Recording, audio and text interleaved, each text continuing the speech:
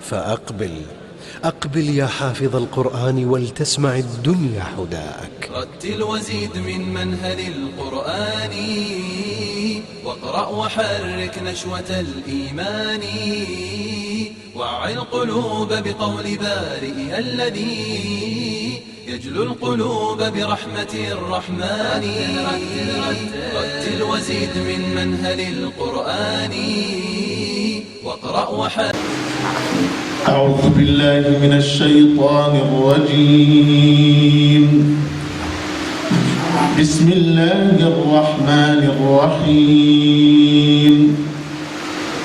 عسى ربكم أن يرحمكم وإن عدتم عدنا وجعلنا جهنم للكافرين حصيرا.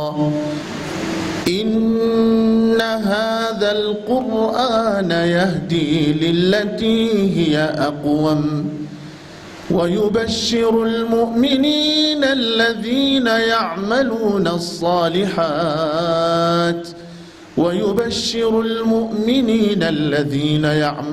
الصالحات أن لهم أجرا كبيرا، وأن الذين لا يؤمنون بالآخرة أعتدنا لهم عذابا أليما. ويدعو الإنسان بالشر دعاءه بالخير، وكان الإنسان عجولا.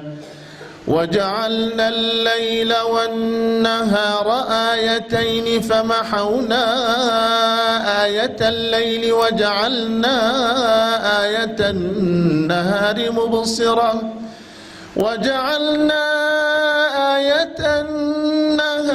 مبصرة لتبتغوا فضلا من ربكم ولتعلموا عدد السنين والحساب، وكل شيء فصلناه تفصيلا. وكل إنسان ألزمناه طائره في عنقه ونخرج له يوم القيامة كتابا يلقاه منشورا. اقرأ كتابك كفى بنفسك اليوم عليك حسيب. فأقبل يا حافظ القرآن ولتسمع الدنيا حداءك. رتل وزيد من منهل القرآن، واقرأ وحرك نشوة الإيمان، وعي القلوب بقول بارئها الذي يجلو القلوب برحمة الرحمن. رتل وزيد